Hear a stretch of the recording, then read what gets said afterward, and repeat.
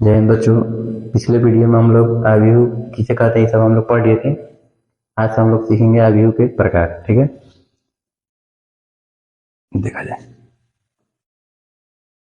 आव्यूह के प्रकार में सबसे पहले देखेंगे हम लोग पंक्ति आव्यूह के बारे में, जिसे इंग्लिश में कहते हैं रो मैट्रिक्स। ठीक ना। इसका परिभाषा होता है जिस आव्यूह में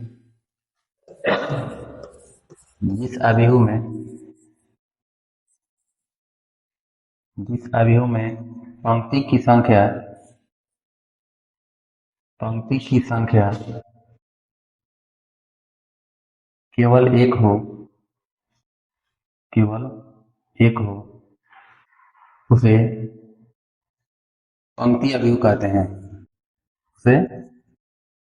पंक्ति आव्यूह कहते हैं।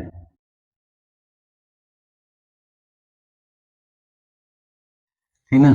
जिस आव्यूह में पंक्ति की संख्या केवल एक हो उसे पंक्ति आव्यूह कहते हैं। पंक्ति आव्यूह के लिए कोटि जो होता है,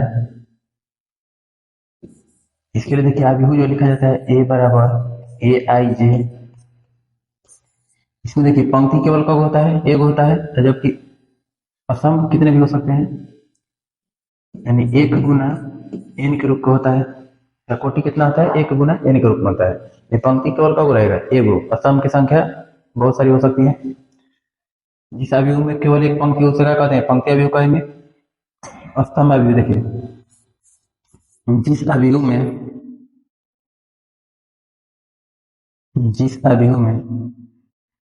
स्तंभ की संख्या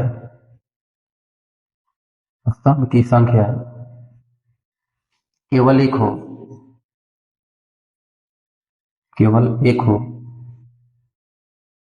उसे स्तंभ आव्यूह कहते हैं।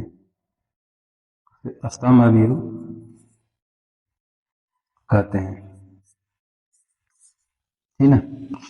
इसके लिए भी इसका एग्जांपल होता है आव्यूह ए बराबर ए आई जे जो होता है एम गुना एक के रूप होता है।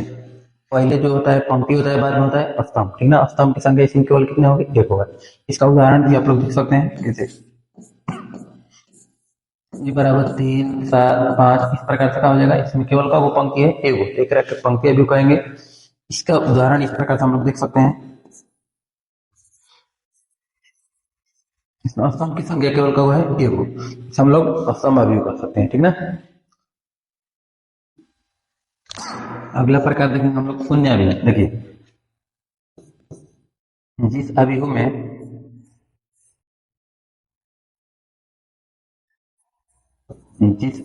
के सभी अवयव शून्य हो उसे शून्य आव्यूह कहते हैं।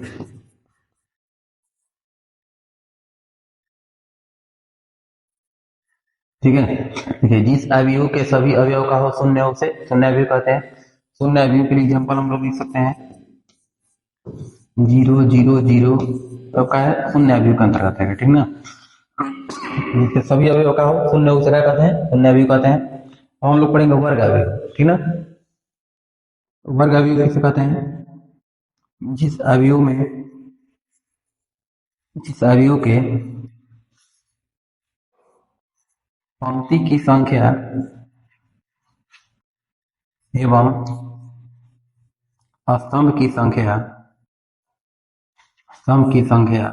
पंक्ति की संख्या एवं स्तंभ की संख्या बराबर हो उसे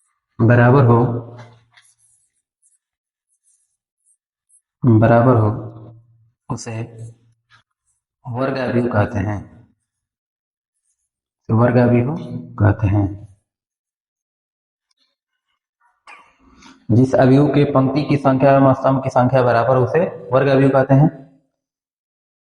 इसके लिए देखिए, इसके लिए कोटि आपको याद रखना बहुत जरूरी है। देखिए, आव्यूह ए बराबर, इसका उदाहरण होता है ए आई जे के रूप में होता है, एम गुना एन होता है, और इसमें लिखा हुआ रहता है कि एम जो होता है बराबर होता है एन के। ठीक ना। पंक्ति की संख्या और स्तंभ की संख्या दोनों का बराबर होगी। इसमें ऑब्जेक्टिव कई बार सवाल पूछा हुआ है कि ए बराबर ए आई जे एम गुना एन के रूप में है, तो एम और एन के बीच में क्या संबंध है, यानी पंक्ति और स्तंभ के बीच में क्या संबंध होता है? तो एम और एन दोनों का होता है, बराबर होता है। अगला सवाल देखेंगे हम लोग, इसमें देखेंगे पांचवा प्रकार, विकर्ण अवयव किसे कहते हैं? देखिए, ऐसा वर्ग अवयव, ऐसा वर्ग अवयव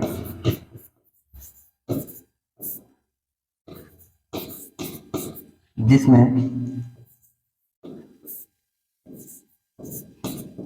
मुख्य विकर्ण को छोड़कर, मुख्य विकर्ण को छोड़कर सभी अवयव, सभी अवयव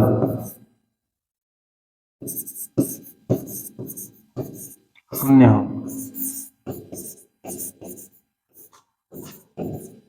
उसे विकर्ण अवयव कहते हैं, विकर्ण अवयव कहते हैं। ठीक ना। देखिए, ऐसा वर्ग अवयव, ऐसा वर्ग अवयव जिसमें मुख्य विकर्ण को छोड़कर सभी अवयव शून्य हो, उसे विकर्ण अवयव कहते हैं। इसके लिए देखिए एग्जांपल, ए बराबर जैसे 3, 0, 0, 5। इसमें जो विकर्ण होता है केवल ये वाला विकर्ण माना जाता है। ठीक ना। इसमें विकर्ण कहाँ से होता है? बाईं ओर से दाईं छोर की ओर होता है। जो भी विकर्ण अवयव में जो विकर्ण माना जाता है, बाईं छोर से दाईं छोर की विकर्ण माना जाता है। इस विकर्ण को छोड़ करके बाकी सब शून्य रहेगा, उसका हम क्या कहेंगे? विकर्ण अवयव कहेंगे। इसके लिए एक और एग्जाम्पल का हो सकता है, जैसे मान के लिए बी बराबर अगर हम लिखना चाहते हैं 2, 0, 0, 0, 3, 0, 0, 0, 5। अब इसमें देखिए विकर्ण को छोड़कर कोई बाकी सब अवयव का है शून्य, विकर्ण को छोड़कर के बाकी सभी अवयव शून्य रहते हैं, क्या कहते हैं? विकर्ण अवयव कहते हैं। ध्यान रखिएगा, ठीक है। विकर्ण अवयव कभी बनेगा तो वर्ग अवयव में ही बनेगा। अब देखिए अदिश अवयव किसे कहते हैं? तो लिखेंगे ऐसा विकर्ण अवयव, ऐसा वर्ग अवयव, ऐसा वर्ग अवयव जिसमें, जिसमें विकर्ण के, विकर्ण के प्रत्येक अवयव, प्रत्येक अवयव एक समान हो, प्रत्येक अवयव एक समान हो, उसे अदिश अवयव कहते हैं, उसे अदिश अवयव कहते हैं।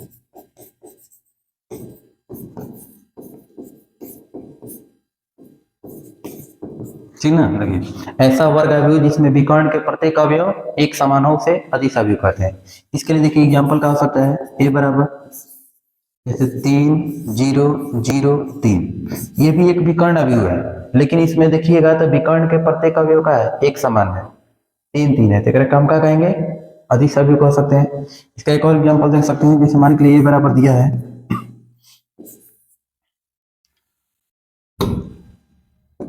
5, 0, 0, 0, 5, 0, 0, 0, 5। है ना। तो देखिए विकर्ण के प्रत्येक अवयव का है एक समान है, विकर्ण के प्रत्येक अवयव एक समान है, तो क्या कहेंगे हम लोग? अदिश अवयव कहेंगे। ठीक है।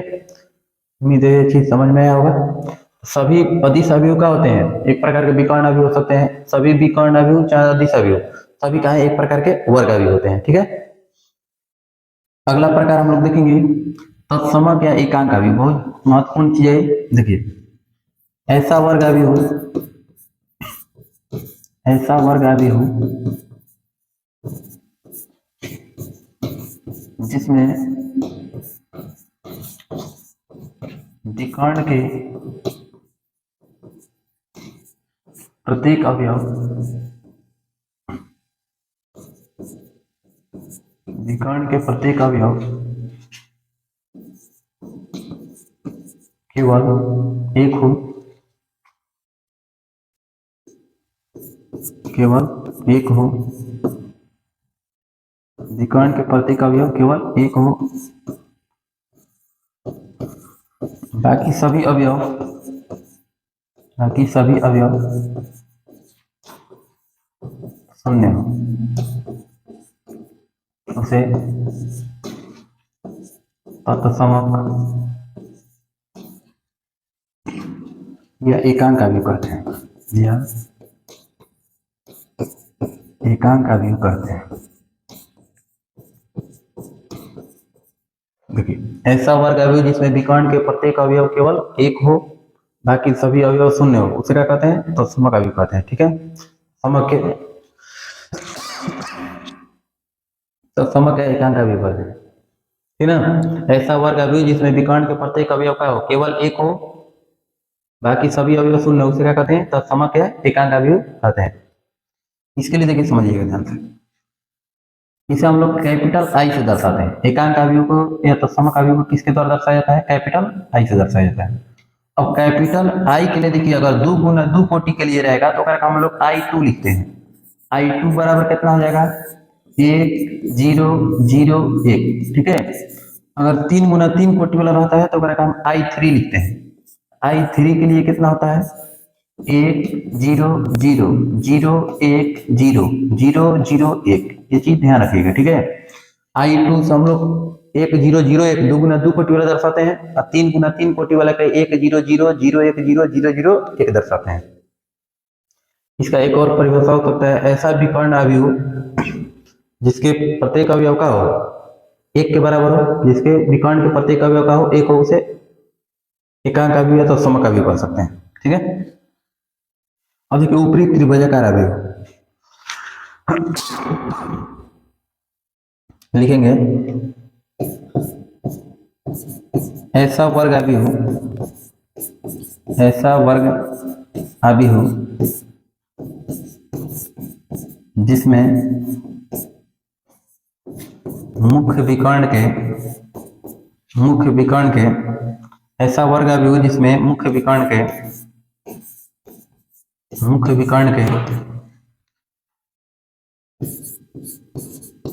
ऊपर के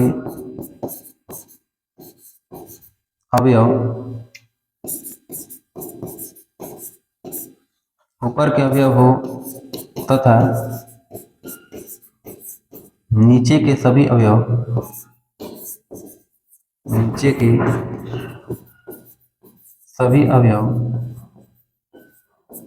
शून्य हो, उसे ऊपरी त्रिभुजाकार अवयव कहते हैं। उसे ऊपरी त्रिभुजीय अवयव कहते हैं।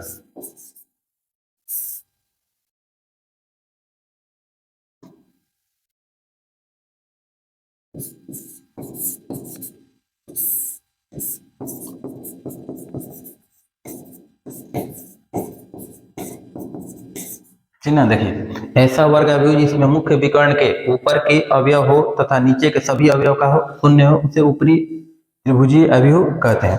इसके लिए हम लोग एक एग्जांपल देख सकते हैं।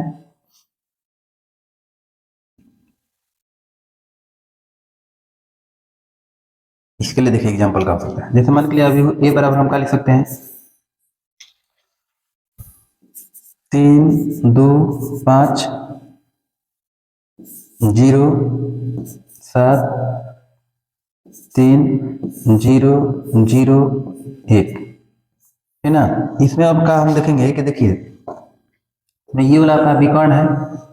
विकर्ण में देखिए ऊपर के सभी अवयव दिए रहेंगे, ऊपर विकर्ण से अवयव से मतलब नहीं है, लेकिन नीचे वाला जो रहेगा क्या रहेगा? एक त्रिभुजाकार ट्रायंगल बनेगा यहाँ पर, ठीक ना। इसे हम लोग क्या कहेंगे? ऊपरी त्रिभुजाकार कहेंगे, ठीक ना। ऊपरी त्रिभुजीय अवयव कौन कहलाएगा? जिसमें विकर्ण के ऊपर के अवयव दिया रहेगा, जबकि नीचे वाला क्या रहेगा? शून्य रहेगा, क्या कहेंगे? ऊपरी त्रिभुजीय अवयव कहेंगे। अब देखिए निम्न त्रिभुजीय अवयव लिखेंगे। ऐसा वर्ग अवयव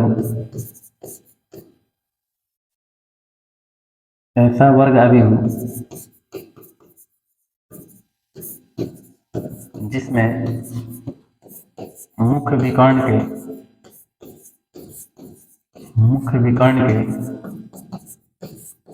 नीचे के सभी अवयव हो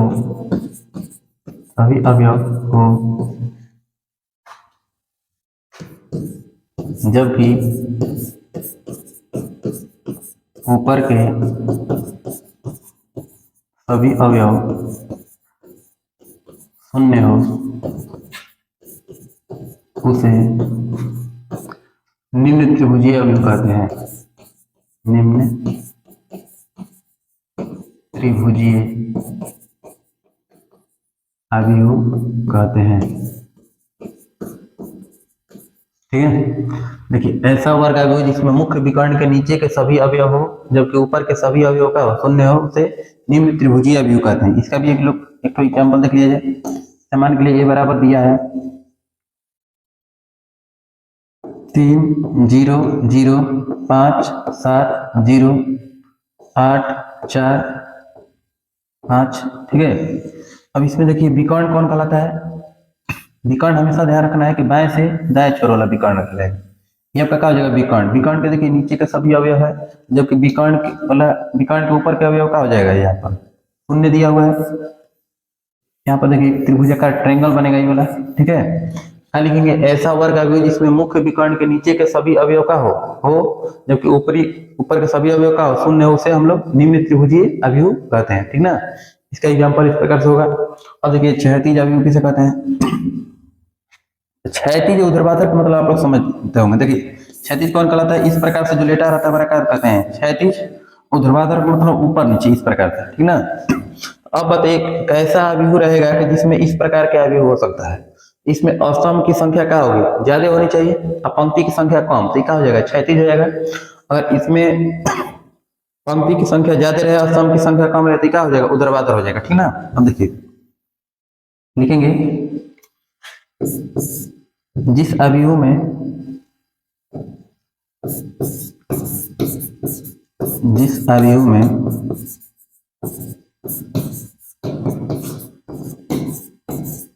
पंक्ति की संख्या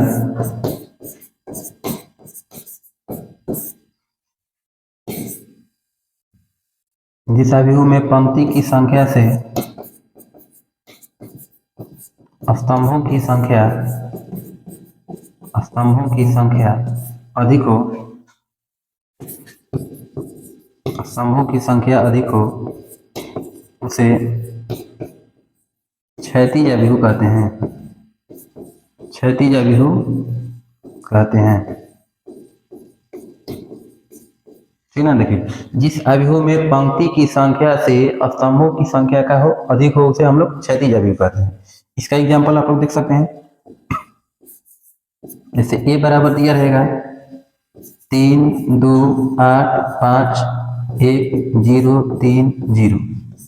इसमें देखिए पंक्ति की संख्या से स्तंभ की संख्या का है ज्यादा है, किस रूप में है, क्षैतिज के रूप में। ठीक ना, इसे हम लोग क्या कहेंगे, क्षैतिज अवयव कहेंगे। अब देखिए अवयव के आखिरी प्रकार हम लोग पढ़ेंगे ऊर्ध्वाधर अवयव। लिखेंगे ऐसा अवयव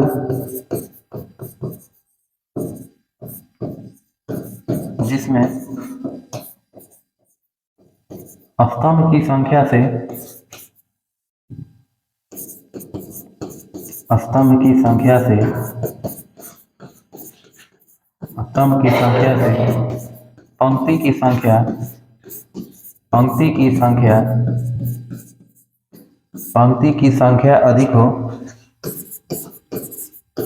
पंक्ति की संख्या अधिक हो, उसे ऊर्ध्वाधर अवयव कहते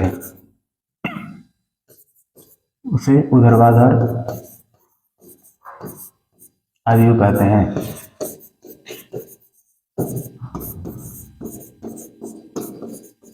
ठीक ना, देखिए ऐसा अवयव जिसमें स्तंभ की संख्या से पंक्ति की संख्या का हो अधिक हो उसे हम लोग ऊर्ध्वाधर अवयव कहेंगे। इसका एग्जाम्पल देख सकते हैं 3 2 8 5 7 9 0 6। इसमें देखिए पंक्ति की संख्या का है ज्यादा है और स्तंभ की संख्या का है कम है। ठीक ना, ऐसा अवयव जिसमें स्तंभ की संख्या से पंक्ति की संख्या का हो अधिक हो उसे हम लोग ऊर्ध्वाधर अवयव कहते हैं। ये आपके अवयव के प्रकार थे 11 को। एक बार फिर से पुनः रिवीजन कर लिया जाए। ठीक ना, देखिए एक बार फिर से देख लीजिए अवयव के प्रकार में सबसे पहले पंक्ति अवयव, जिस अवयव में पंक्ति की संख्या केवल एक हो उसे हम लोग क्या कहते हैं, पंक्ति अवयव कहते हैं। ठीक है, इसमें केवल क्या रहेगा, एक पंक्ति रहेगा। स्तंभ अवयव, जिस अवयव में स्तंभ की संख्या केवल एक हो उसे हम लोग क्या कहते हैं, स्तंभ अवयव कहते हैं। इसके आगे हम लोग देखेंगे शून्य अवयव, जिस अवयव में सभी अवयव का हो शून्य हो, जिस अवयव के सभी अवयव शून्य हो उसे हम लोग क्या कहते हैं, शून्य अवयव कहते हैं। प्रत्येक अवयव का रहेगा, शून्य रहेगा। वर्ग अवयव, जिस अवयव में पंक्ति की संख्या एवं स्तंभ की संख्या दोनों का हो बराबर उसे हम लोग वर्ग अवयव कहते हैं। इसके लिए देखिए ये चीज आपके लिए बहुत महत्वपूर्ण है, ये चीज ध्यान रखिएगा। कई बार एग्जाम में पूछा हुआ है, अवयव ए बराबर ए आई जे एम गुना एन के रूप में हो तो एम और एन के बीच में क्या संबंध होता है, तो एम और एन दोनों का होते हैं, बराबर होते हैं। ठीक है, अब इसके आगे हम लोग देखेंगे विकर्ण अवयव, ऐसा वर्ग अवयव जिसमें मुख्य विकर्ण को छोड़ करके सभी अवयव का हो शून्य हो उसे हम लोग क्या कहते हैं, विकर्ण अवयव कहते हैं। मुख्य विकर्ण हमेशा कहाँ होता है, बाईं ओर से दाईं ओर लिखा जाता है, इस ओर से इस ओर लिखा जाता है। ठीक है, इसके अलावा बाकी सब शून्य रहेगा तो क्या कहेंगे हम लोग, विकर्ण अवयव कहेंगे। अधिस अवयव, ऐसा वर्ग अवयव जिसमें विकर्ण के प्रत्येक अवयव का हो एक समान हो उसे हम लोग अधिस अवयव कहते हैं। ठीक ना, विकर्ण के प्रत्येक अवयव का रहना चाहिए, एक समान रहना चाहिए, बाकी सबका रहना चाहिए, शून्य शून्य रहना चाहिए, सबका कहलाएगा विकर्ण अवयव कहलाएगा, सॉरी अधिस अवयव कहलाएगा। इसमें देखिए 3 3 है, 5 5 5 है, बाकी सबका है शून्य है। इसके आगे हम लोग देखेंगे विकर्ण तो समक है एकांक अवयव, ऐसा वर्ग अवयव जिसमें विकर्ण के प्रत्येक अवयव केवल एक हो बाकी सभी अवयव का शून्य उसे हम लोग तत्समक या एकांक अवयव कहते हैं। इसे हम लोग आई से सूचित करते हैं। ठीक ना, I2 कहीं लिखा रहेगा, एक मतलब होता है 1001, I3 का मतलब होता है 10001001 होता है। ठीक है, ऊपरी त्रिभुजीय अवयव, ऐसा वर्ग अवयव जिसमें मुख्य विकर्ण के ऊपर के अवयव हो तथा नीचे के सभी अवयव का हो शून्य उसे हम लोग ऊपरी त्रिभुजीय अवयव कहते हैं। देखिए मुख्य विकर्ण आपका ये वाला होता है, ऊपर का अवयव है बाकी नीचे वाला का है शून्य है। अगला प्रकार हम लोग देखेंगे निम्न त्रिभुजीय अवयव, ऐसा वर्ग अवयव जिसमें मुख्य विकर्ण के नीचे के सभी अवयव हो जबकि ऊपर के सभी अवयव का हो शून्य हो हम लोग निम्न त्रिभुजीय अवयव कहते हैं। ये आपका मुख्य विकर्ण हो गया, मुख्य विकर्ण के देखिए नीचे के सभी अवयव हैं जबकि ऊपर वाले का है शून्य है, निम्न त्रिभुजीय अवयव कहेंगे। क्षैतिज अवयव, जिस अवयव में पंक्ति की संख्या से स्तंभ की संख्या का हो अधिक हो उसे हम लोग क्षैतिज अवयव कहते हैं। देखिए पंक्ति की संख्या कब है, 2 गो, स्तंभ की संख्या 4 गो है। इसमें देखेंगे हम लोग आखिरी प्रकार हमारे साथ ऊर्ध्वाधर अवयव, ऐसा अवयव जिसमें स्तंभ की संख्या से पंक्ति की संख्या का हो अधिक हो उसे हम लोग क्या कहते हैं, ऊर्ध्वाधर अवयव। तो पंक्ति की संख्या देखिए कब है, 4 गो है, और स्तंभ की संख्या कब है, 2 गो है। आप लोग बढ़िया से याद कीजिएगा, कल पर हम लोग इसके आगे हम लोग पढ़ेंगे। ठीक है।